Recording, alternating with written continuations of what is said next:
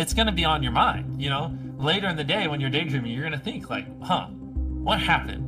What happened to those 1,000 people on that skateboard? That's kind of the mindset I think you should have when making thumbnails. How often do you change a thumbnail on a video? Is that something, do you usually just stick with one, or you try different ones? Well, I think we get better at making thumbnails every year. So it's more, when I upload a thumbnail, I usually think it's good and I don't change it most of the time. But what happens is like 3 years later, I look back and I'm like, oh, that's a horrible thumbnail. And so it's usually like every 2 years we just go back and update a lot of our older thumbnails just because they're terrible. Just with like the new knowledge we have and what we've learned. And funny enough, that actually usually does help quite a bit when we update the thumbnails on old videos. They usually do see a little bit of an uptick because they're just, if we take an old thumbnail where it's like seeing if whatever, like 100,000 magnets can stop a car, and it just looks terrible.